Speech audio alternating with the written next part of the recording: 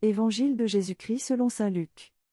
Quand fut accompli le temps prescrit par la loi de Moïse pour la purification, les parents de Jésus l'amenèrent à Jérusalem pour le présenter au Seigneur, selon ce qui est écrit dans la loi, tout premier-né de sexe masculin sera consacré au Seigneur.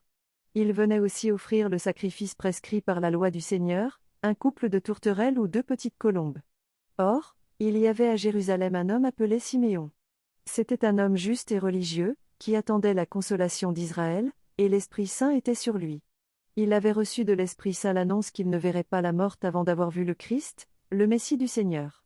Sous l'action de l'Esprit, Siméon vint au temple.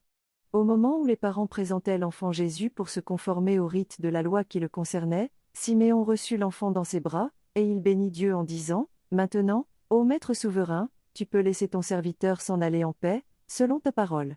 Car mes yeux ont vu le salut que tu préparais à la face des peuples, lumière qui se révèle aux nations et donne gloire à ton peuple Israël. » Le père et la mère de l'enfant s'étonnaient de ce qui était dit de lui. Siméon les bénit, puis il dit à Marie sa mère, « Voici que cet enfant provoquera la chute et le relèvement de beaucoup en Israël.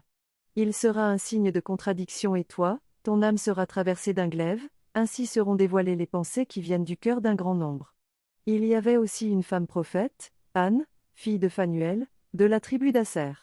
Elle était très avancée en âge. Après 7 ans de mariage, demeurée veuve, elle était arrivée à l'âge de 84 ans. Elle ne s'éloignait pas du temple, servant Dieu jour et nuit dans le jeûne et la prière. Survenant à cette heure même, elle proclamait les louanges de Dieu et parlait de l'enfant à tous ceux qui attendaient la délivrance de Jérusalem. Lorsqu'ils eurent achevé tout ce que prescrivait la loi du Seigneur, ils retournèrent en Galilée, dans leur ville de Nazareth. L'enfant, lui, grandissait et se fortifiait, rempli de sagesse, et la grâce de Dieu était sur lui.